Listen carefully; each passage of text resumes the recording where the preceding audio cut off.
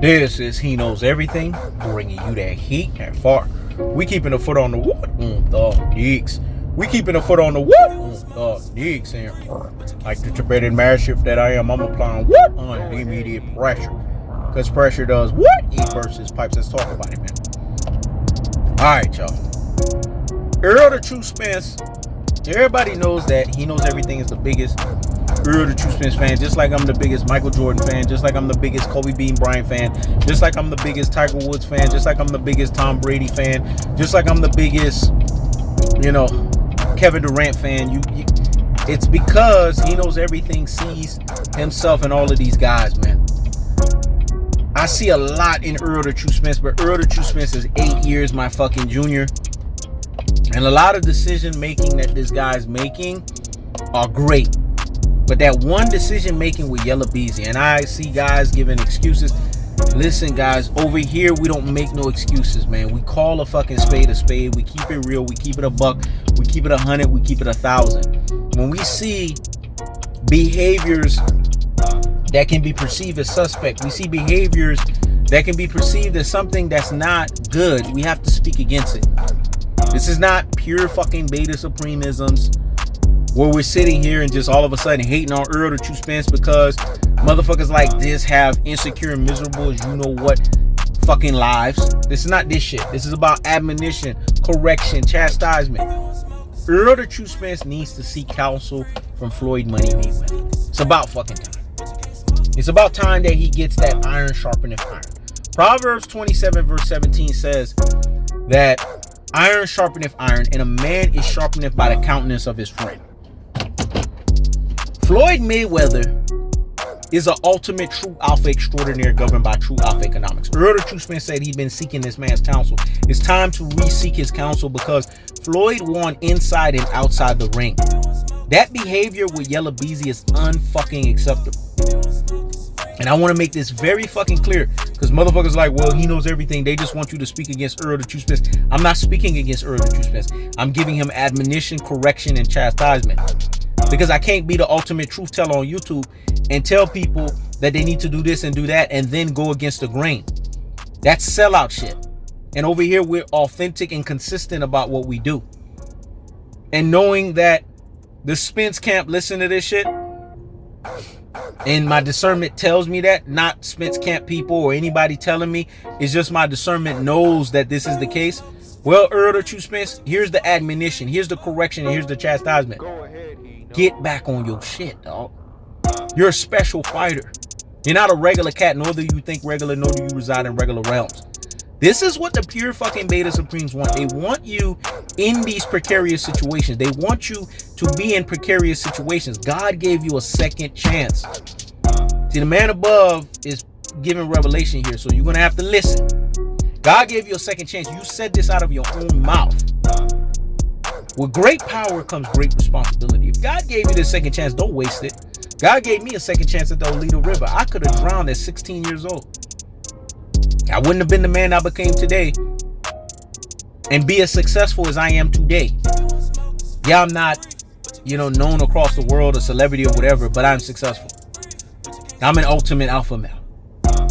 And I'm sure with time that is going to change in of itself. I don't even want to spill those beans. I'll let the man above showcase it to you guys publicly. But the bottom line is, Errol the True Spence, you have a responsibility, man. And the responsibility that you have is to step your affairs up. You are a product of your environment.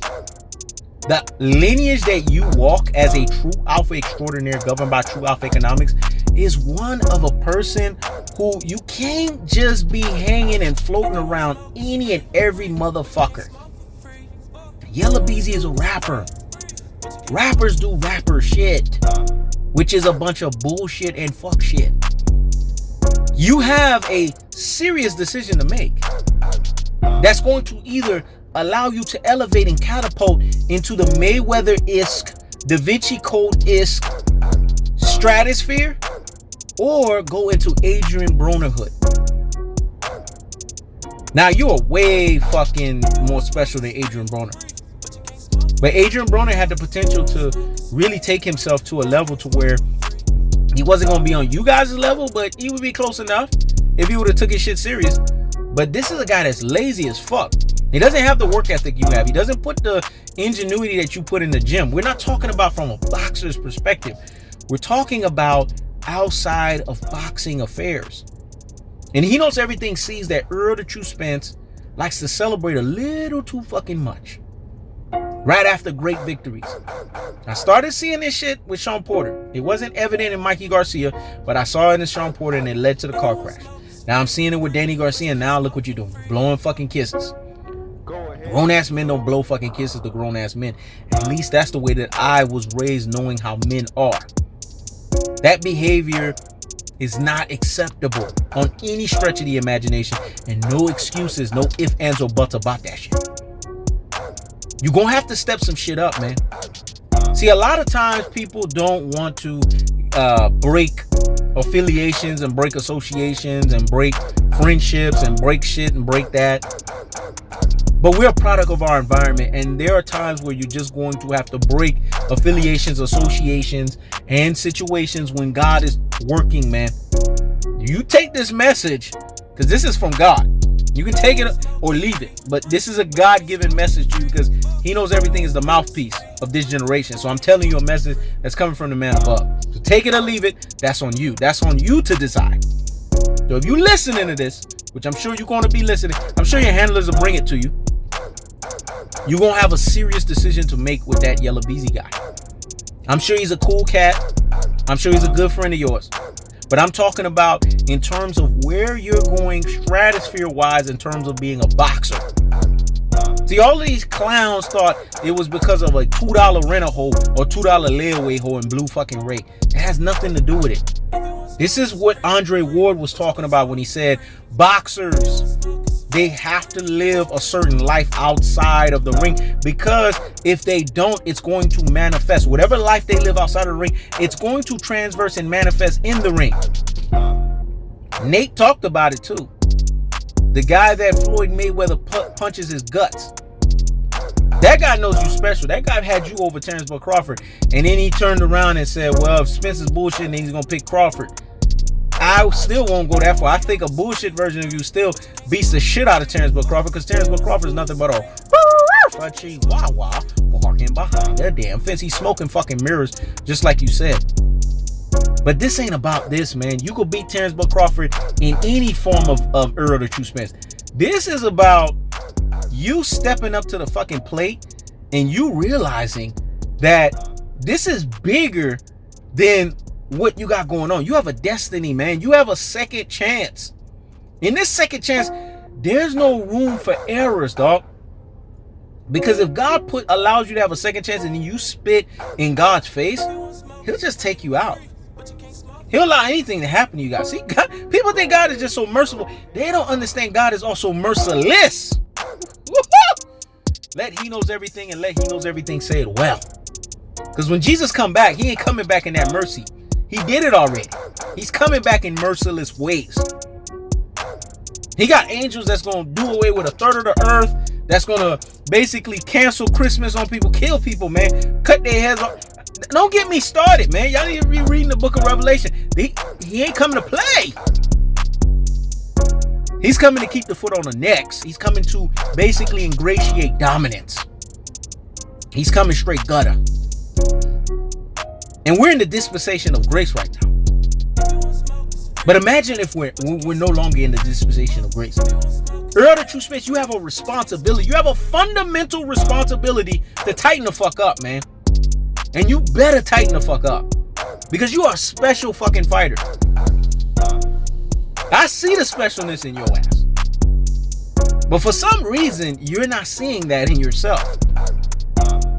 That Yella Beezy guy is going to be your undoing. This is what the man above revealed to me. The discernment was there in that last video, but now it's there in concreteness.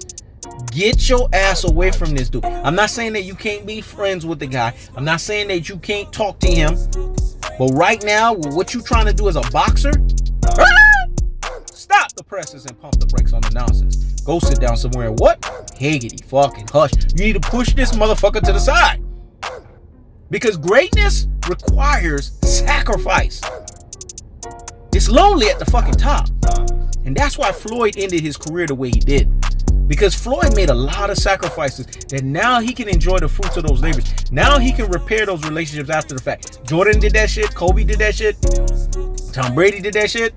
Tom Brady's marriage almost went to shit with Gisele Bündchen because of greatness personification can only be hindered. The motherfucker can't be stopped. When you chasing greatness at that level, there's a lot of sacrifices, man. There's a lot of shit that you gotta push to the side to get to the next fucking level. And this is your crossroads. Every man has 5 pivotal decisions in their lives. This is one of your 5. Matter of fact, this is like your second of your 5, because the first one was what you was gonna do after the car crash. Now this is the next one. What you gonna do? You gonna keep this affiliation, you're gonna keep this association, you're gonna keep this friendship that's going to be your undoing, or are you gonna separate yourself like you was talking early on? Because even you know it. This ain't nothing that I ain't telling you. You've mentioned it. You've talked about it in your discernment that you saw in you, that you needed to push this motherfucker to the side. You can't just push him to the side only when it's training and boxing. You got to do that shit, period. Because right now, competition is stiffening up. And like Meek Mill say, there's levels to this shit. There's gears. And when the levels and the gears are there, then you got to be there mentally and physically. Every sport, every business, everything in life is an 80-20 fucking rule. You got to do 80% of the output to basically get 20% of the fucking input. But if your 80% of the output is 40% of output and then 40% of you partying with this guy Yella Beezy, then it's some bullshit and fuck shit. And I wouldn't be the ultimate truth teller on YouTube if I didn't say this. That guy and your affiliation with him has to end. That's it, Errol the Truth Spence. The shit has to fucking end. Push this motherfucker to the side until you've done everything you have to do in the sport of boxing, and then you can pick his ass back up and say, look here, we can chill after the fact, because then you can enjoy the labors of your spoils. That's the cold-hearted, that's the unadulterated, that's the cutthroat to fashion. That's He Knows Everything's message, mouthpiece-wise, from God. Take it or leave it, but whatever decision you take is going to decide your fate. This is He Knows Everything. Check it out.